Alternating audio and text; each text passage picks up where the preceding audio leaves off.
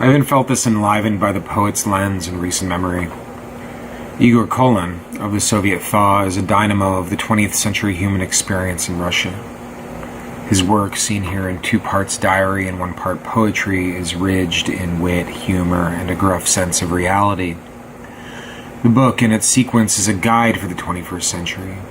It is a tracing of lineage, a retrospective, a reminder of how writers lived and lived fluidly before the eras, our current eras, of the streaming and the fluid. It is a book demonstrating the life of the scenes of life, where conglomerations were webs of intricate relationships and histories, agendas and social politics.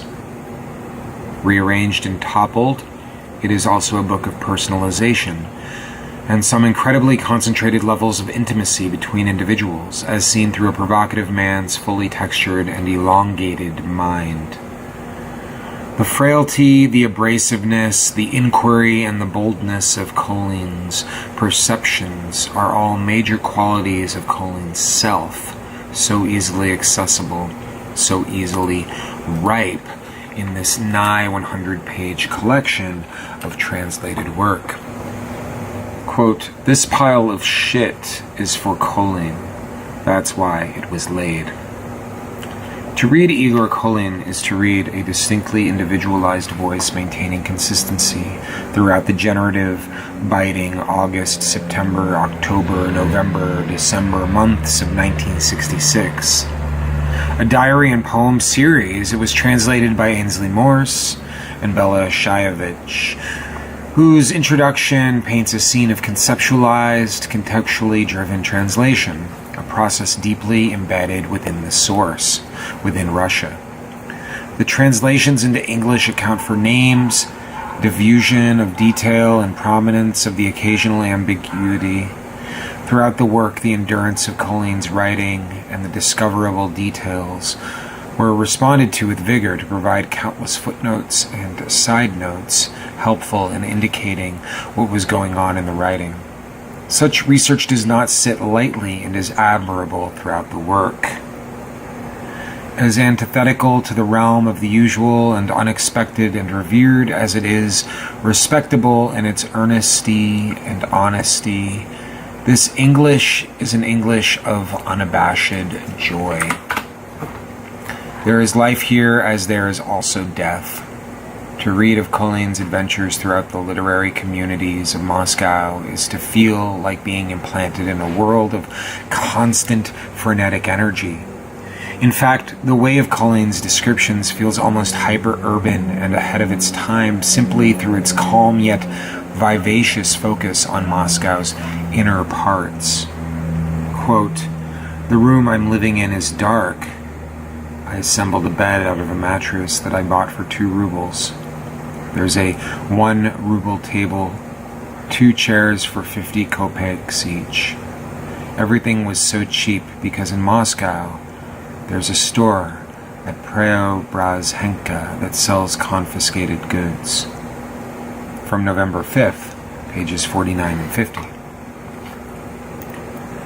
Honesty in the grit of a reality that is struggling but not glorified as such, complicated but not honed as such, disastrously pressured for and against the flow of freedom, remains an honesty that readers of Kholin will admire.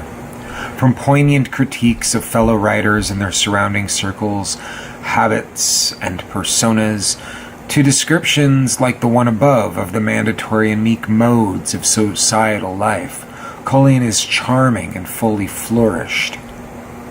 The language is carried by a localization that may be difficult for some, and maybe appear pointless and droning for others. Kholin spares no exceptions to his acute memory, details spun like individual fibers of a singular web. As he describes the women he has been involved with, the collaborations and close friends he spends his greatest time with, and the acquaintances at parties and social functions, Kholin never lets his eyes fall. And at those moments when he is most alone with his diary, the splendid fatigue that we beg to know of, to understand in lieu of his drinking and relentless capabilities, shows its face. Sapgir has developed yet another stage of drunkenness, reading poetry. We recall the 3 previous stages. 1. Kissing ladies' hands. 2. I'm a genius. 3. Talk shit about everyone. And now there's poetry, 2. A drifting stage. From September 2nd, page 25. As the translators make clear in their introduction, Kholin's poetry was fairly unpublishable until the late 1980s due to there being qualities, quote, too coarse and inglorious to be considered poetry by official standards, unquote. Though much of the 2017 era of publication allows for a certain spectrum of availability and acceptance when it comes to poetry, or at least the poetic act, the limitations and restrictions of artists and writers like Kholin, whose contemporary voice gets muffled, disregarded, and even discarded, is one that serves a valuable lesson. Ultimately, there is a major benefit to the work that's been published here, which will finally become recognized for, or at least its existence, and at most a keystone to a larger structure. Or perhaps the lens is the better analogy, where Kholin has constructed a 4-dimensional observational tool through his diaries that give the world so much in its collection of inspections of so much life. I regret to say that early conclusions will look at collections such as Kholin 66 as minimal, small, and lacking major substance, but the level of concise, focused effort displayed here works to Igor Kholin's benefits. His poetry, both through the prose of his diaries and the verse of his individual poems, reflects a world entirely his own and entirely beyond his own, and that level of beauty, thoroughly social, occasionally admirational, and wholeheartedly absurd, is an entirely unique gift for its readers to be more informed, and joyfully so. And Ovsai, at the same time, is overwhelming. But that's not the thing. The thing is that I'll see you anyway, if not tomorrow, then yesterday. My apologies if I mispronounced or pronounced incorrectly any of the names in this review.